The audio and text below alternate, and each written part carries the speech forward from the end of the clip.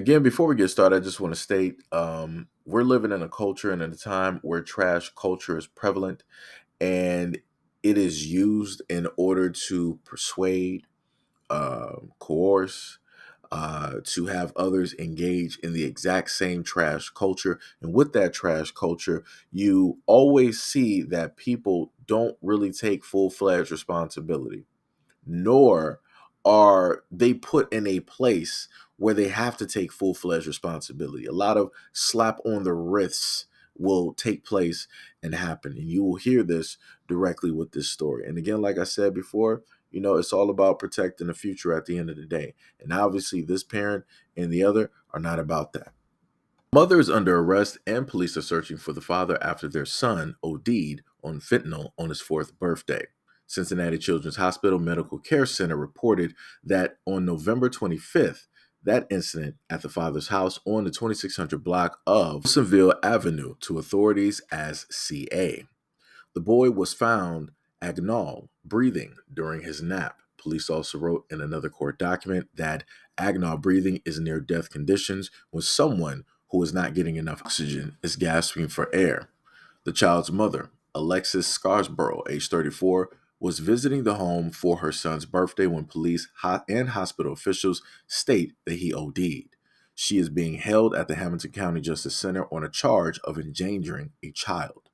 She pled not guilty to the charge during a brief hearing on Wednesday. The judge set her bond to $10,000 and ordered her not to have any contact with her children unless she gets permission. Police are still searching for the boy's father, Denard Bishop, age 39. He is also charged with endangering a child. This case should be a sobering reminder as to why it is so important to protect children from dangerous drugs. Quote, fortunately and hopefully, this child will be okay. Luckily, they got medical attention. It is something that in some cases you can reverse, and hopefully there's no further impact, and the child and everyone in this incident learns from it and is able to take those safeguards and get the help and the resources they need so that they're not using drugs anymore. Now, this is what I talk about, and I talk about this quite frequently, which is the fact that you'll have a mother that is a part of the situation, she's a part of the problem, and the court system decides that they want to give her a slap on the wrist. They want to give her a 10 grand bond. That's it. I'm pretty sure she doesn't even have to pay that full amount. I'm pretty sure if she was able to get those drugs, that somebody that she knows or whoever is able to help her bond directly out. Like I said, this is ridiculous. She is part of the problem. How is it that you decide at whatever point that you want to get with a guy, obviously no prospects, not doing nothing good, you're both are, into drugs or selling, however it basically works. And then you decide to bring a child into this life, and then you decide to also allow that child to OD on the same narcotics that either you are using or selling or distributing, creating, however it basically works. How does that work? Like, why even have kids? If you know that you want to live this type of life, do it by yourself. Destroy yourself. You have that right to do that. You can do whatever you want to do to your body, whenever you want to sit up there and do it. But do not bring a child into this life that you are going to inflict this type of pain directly on them. That's ridiculous. And it's interesting to me to hear that all of this happened. The courts know that this happened. But where is the caring for the child? Where is that? Why is it that social services are not involved? How is it that they're not stating that, okay, we're going to take away your rights as a parent and we're going to hand the children full custody 100% directly over to other family members who are more suited to take care and raise the child, because obviously you're not suited. Obviously you're not clean enough. Obviously you're not logical enough. Why is it that it takes so much to happen in order for the courts and everybody else to literally jump in and kick down doors and be like, you know what, we have to stop this? Because obviously it's going to take for the loss of a life, meaning the child, in order for the courts and everybody else to fully wake up. Literally, when I watched the video of the mother coming directly into the courtroom, she had a smile directly on her face. She did not care. It's not as if this woman is not aware of how important this is and what role that she played and how much of an error it is.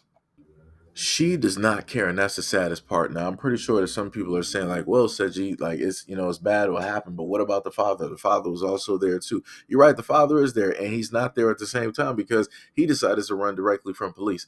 I'm not sure why it is that they didn't release his photo, because obviously they have the mother. She knows what the father looks like. She more than likely has records, pictures, or whatnot, or whatever, because they obviously have his name. I'm not sure, again, why they didn't put his photo directly out there. But trust and believe he's going to more than likely serve some type of time. Or maybe he might serve the most time. She might get the slap on the wrist. He might sit up there and get time. In a rare instance, they may get the exact same treatment. Very rare. I'm going to just state again, very rare, because usually they will go light on the mother and they will go hard on the father, which is completely crazy to me because I feel that everybody should get the exact same treatment. If somebody gets easy treatment, give easy treatment to the other person. If you're going to throw the book at one person, throw the book at everybody. That's how that should work. Equality straight across the board. But again, we're living in a society that are full with double standard. It is rife with double standards. And like I stated before, I put these stories directly out there because things like this should not be happening. No child should be put in a position where they can somehow, some way get their hands on these dangerous substances that can inevitably make them deathly ill or take their life. And again, I'm just looking at the actions of the mother. She rolled directly into the courtroom with a smile directly on her face. Why? Because she does not care. You can obviously tell that she doesn't care by looking at the wig that she got on. Look at the wig. Orange and yellow. For what reason? It makes zero sense. Obviously, you have that on because you want attention directed towards you. So now you got that attention.